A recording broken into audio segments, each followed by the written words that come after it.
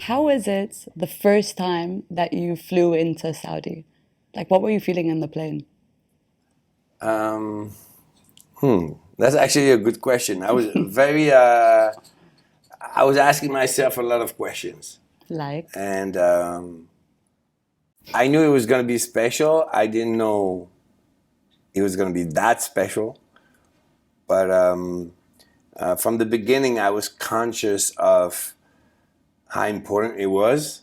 I think not many people outside Middle East understand what is happening here, and I was always very interesting in reading the news and knowing what's happening geopolitical stuff. I like that. I'm a little bit nerdy, yeah. as every producer is, and I'm nerdy in music, but also in this kind of topics. So yeah, I think when I did my first show, it was the first mix show of the country. Oh my God. How did So you feel? that's a big deal, Of course. So I think what makes it special for me when I work here is that it feels like I'm doing something that is bigger than myself or my career. You know, uh, I feel like being part of something a little more important than just myself. Yeah, and it's special. There's so many new changes, so many things that are happening, and you've been here from the start. Like you're witnessing it with us, Exactly. and I think that's the most beautiful part of all of this. Yeah, exactly. And I can really testify because I've seen. You were mentioning the first time I came. I think it was in 2018. I think. Yeah.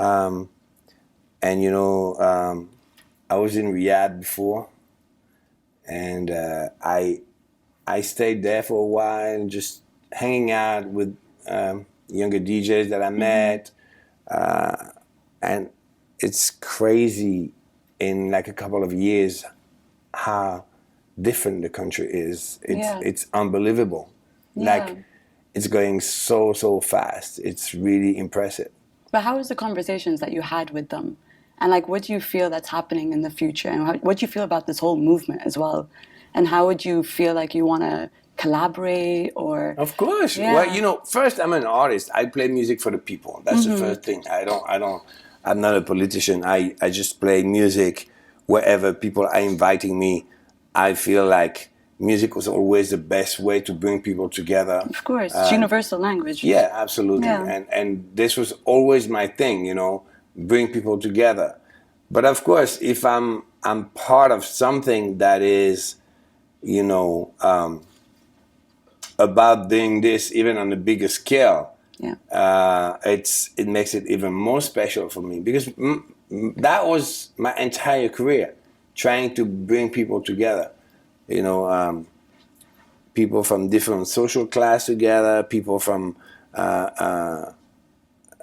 different countries, You've different always done this. religions, and I was always about like I'm very optimistic about humanity, and Yeah. I really feel like as individuals we need to try to grow, but also I feel like humanity is growing, and I'm optimistic, and Yeah. when I'm in Saudi, it makes me very optimistic. I think this country has a major role in what's going to happen in the world in the future, and and a really good positive one. Yeah. No, for sure. And I feel like it's so powerful when you come on stage and witness this with us.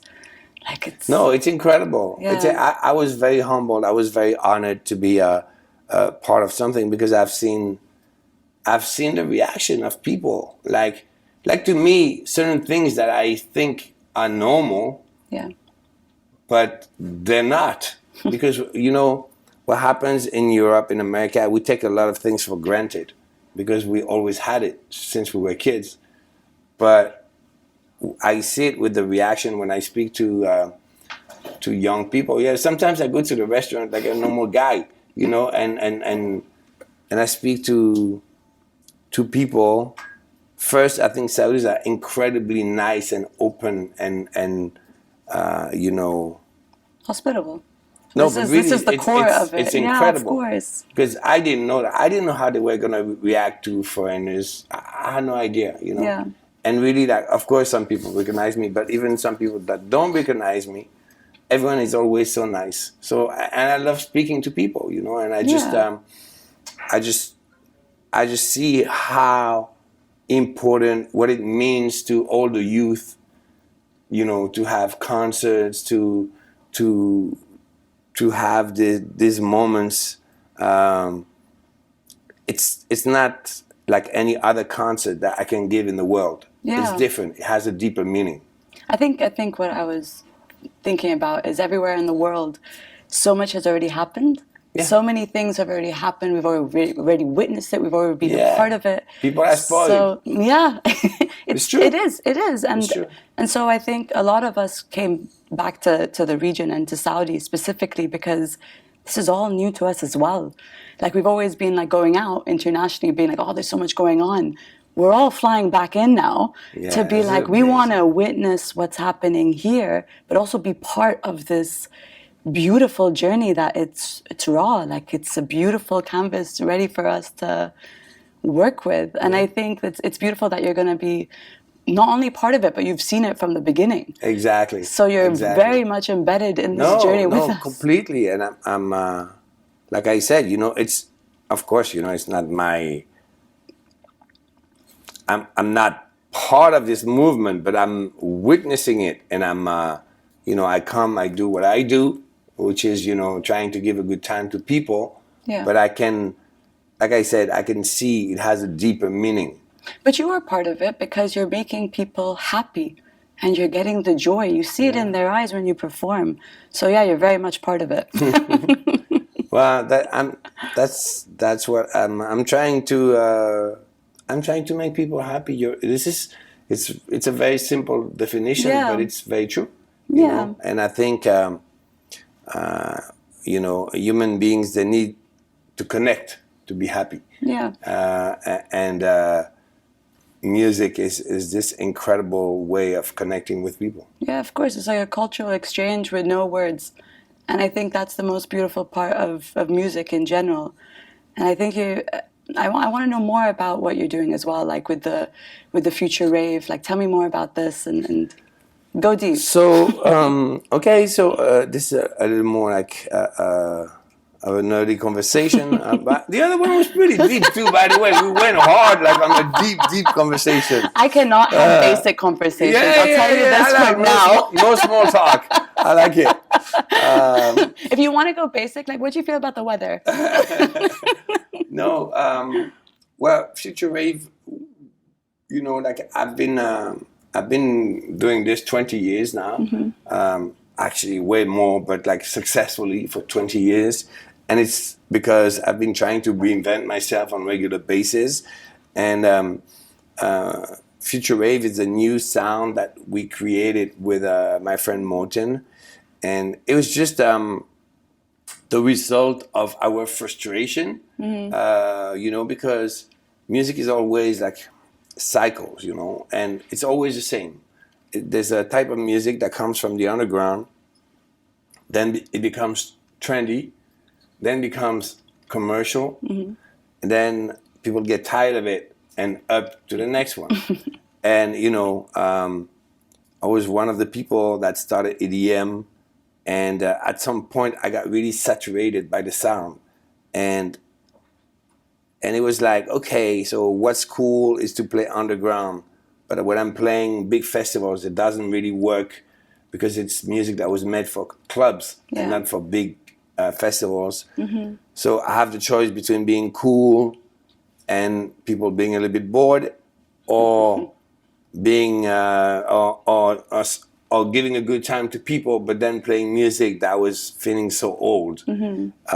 Because I feel there was a moment that EDM was not renewing itself, and we had this conversation with Morten, and we developed this sound that was taking inspiration in the 90s rave sound. Oh, nice. And a lot of underground sound, but in a way that is very big sonically, and also like with this, I was not, a lot of because of the success Calvin Harris had, or Swedish House Mafia, or myself, crossing over on the radio. I think a lot of EDM DJs, we started, because we wanted to do something different from pop music. Yeah. But at the end, because of me crossing over so much and the influence I could have on the scene and other people too, we all ended up running after hits. And there was a point that I was like, I don't want to do this anymore. Yeah. And this is when we created Future Rave, making records that I'm not trying to be on the radio. This is for the party people. This is for the DJs. This is for the people that are passionate about electronic music. So that's what Future Rave is about. But there must have been a switch that happened to you when you were tired of running. And Of course. It's a very it's a lot of pressure to be an artist when you're successful, because I don't know, it's like the world makes you believe that the only thing that matters is to have hits, and I had a lot of hits, and I started to believe this myself. And at some point I was like, why is it the only thing that matters? And then I started Future Rave, and even another project that is called Jack Back, that is more like deep house or tech house. And I started to make music without thinking about, am I gonna do platinum records or all of this? And kind of, I wanted to make music the same way that I was doing it when I started, because I never thought my music was gonna be on the radio. And it's funny because I did this, and this year I had so many radio hits. So it means like, I think, it's that's what it is when you create. It needs to come from a genuine place. Yeah. When you're just a slave of success, you lose your identity. Yeah. And I think at some point it happened to me a little bit. Okay. And I'm glad I took my life back into my own hands. But that's the thing. It's like when you do, you change your perspective of everything. Yes. Yeah. And then, so how did you ground yourself? Because it's all about grounding. So how did you ground yourself to be like, okay, I don't want to be in this anymore, and I actually want to do it from core of the heart? Well, it's because you were talking about happiness. Yeah. And like really, like, this is genuine. It sounds a little cheesy to say that, but I really come to give happiness to people and to share happiness. But if you're not happy, if you don't have happiness in yourself, you cannot give it to people. Yeah. So, there was this moment that it was me, but I know a lot of other DJs felt the same, that we were like, okay, we're being successful, we're making a lot of money, but is this really what makes us happy? And I'm so glad that I went back to a place that, I make beats in my hotel room, and I'm like so excited that I can play them because, the sound is fresh. I'm not 100% sure about the reaction. It's not too much of a formula, it's still like, so. But I think it is a formula, because happiness is a formula. There is something Is that, it? yeah, of course it is. If it's not Give genuine. Give it to me. Well, if it's not genuine, you can feel it's not genuine. Yeah. If you're trying to just make the hits, you can feel it as well. Like, there is an underlining tone. So, like, I think for the show tonight, and then we're going to do with Middle Beast, we're going to do the Sunstorm, it's going to be very special for me, because it's like I said, it's a combination of a very special moment in my life where, I renewed and kind of built again my foundations, more about underground sounds. Then again, I renewed with top 10 success. It's kind of crazy. I think I had like 6 top 10s this year, It's like a lot. Yeah. And then I'm doing this in a country that is all about, you know, making people happy. Yeah. Let it out, you know, change society. Yeah. And you know, like a lot of house music when we started was about changing society. A lot of it. Yeah. Because we started, you know, in when I started to DJ, it was all about like the VIPs, you know, and then when we started with house music and those big festivals started to happen, then it's just like, okay, it doesn't matter. We're all human beings. We're all together. Yeah. We're all sharing a moment. And that became so big and such a social change, you know? Yeah, of course. So, yeah. So I think not only this music,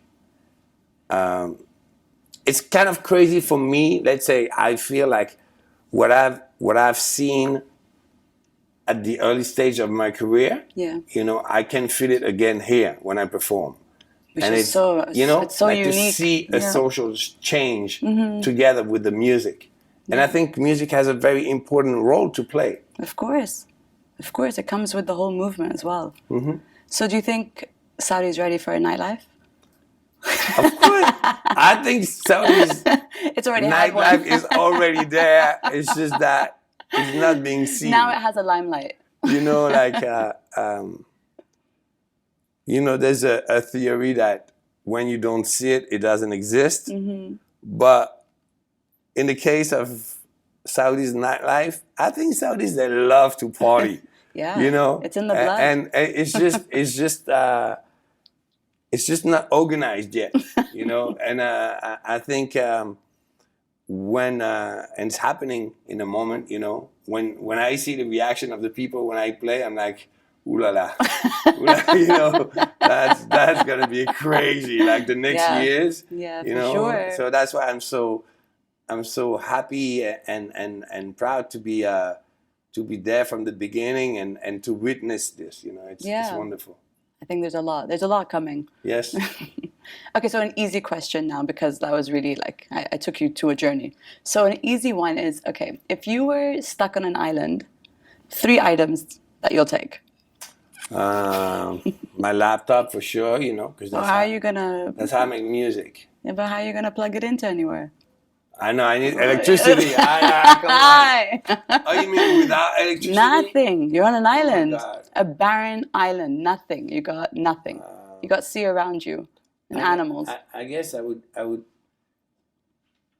Well, then I would love to bring a piano, but it's a bit heavy. It's okay. It's a mythical world, mythical island question. I would put a piano on my That's great. in my pocket. Yeah. Okay, 2 more items you got. Okay. You got a piano. So a piano. Wow. No, the problem. I'm thinking air conditioning, but no, there's no electricity. God, you know what I'm talking about? You Saudi, come on. Wow. Think basic.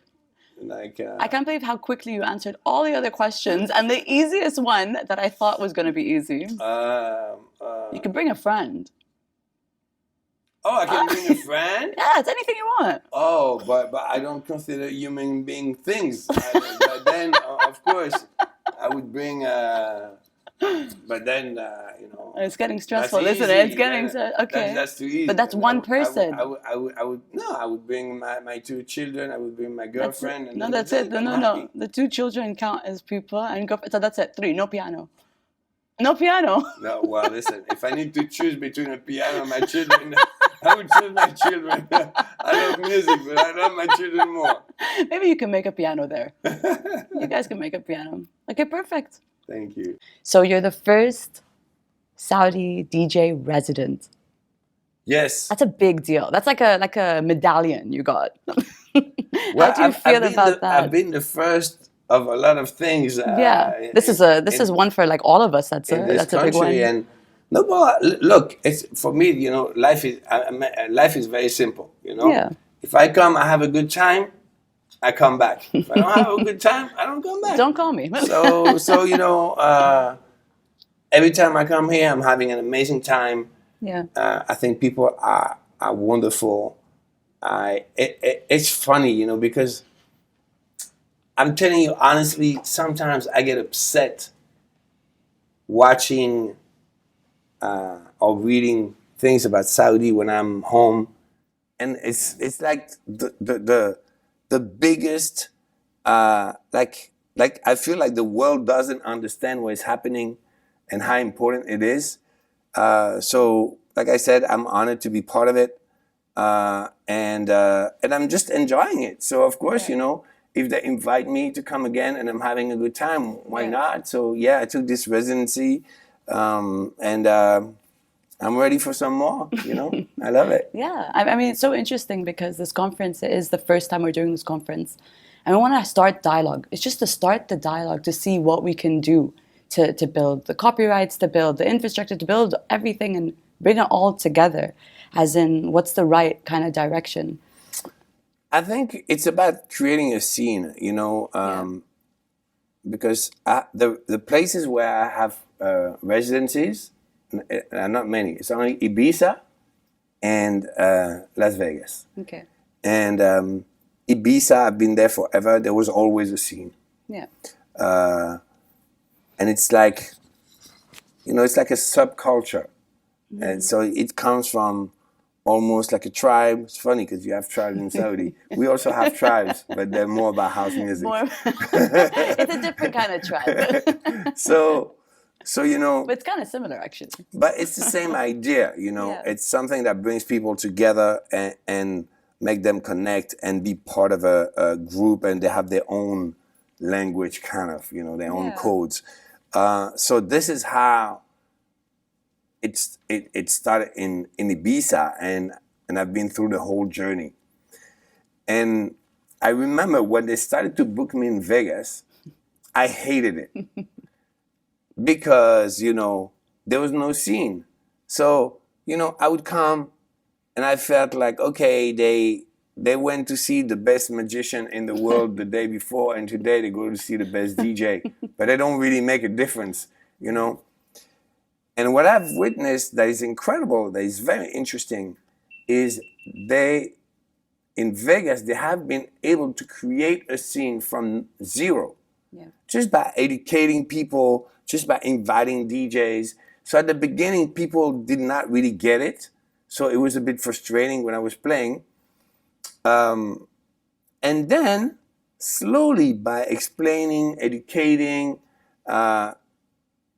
it became a place where every DJ comes to, you know, play. And it's like on the map of the big touring scene. Mm-hmm. And so because of this, I know it's possible.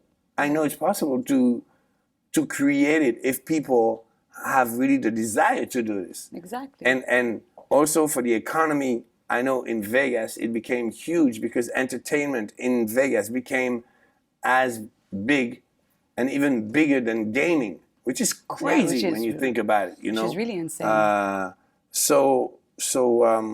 Yeah, I think this can be like a new part of Saudi economy, you know. I don't think you're gonna make as much money with music than with oil, but you never know. You never know. It's something more, you know. Yeah. And I think it's nice to. It's also nice for the people, you know.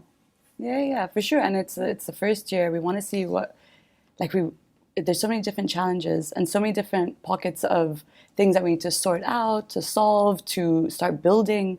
So I think it's exciting times regardless, and it's a learning curve. So we're all learning together. So the more people that are been in it, experienced it, dived in it is... Listen, I'm in 100%.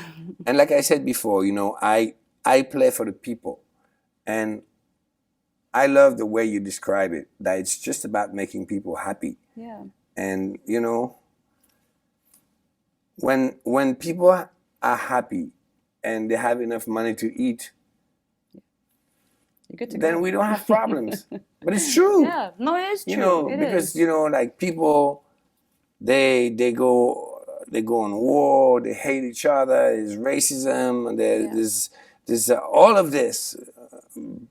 But when people are happy and they have a house, a family, and enough to eat, they don't feel the need to hate their neighbors. Yeah. They don't feel the, you know. Yeah, exactly. So yeah, I'm a soldier of happiness. And I love it, honestly. And that's what it's all about. So I'm actually very excited you're coming to XP. And let's see what we can build. Great. Thank you. Yeah, thank you. It was so easy.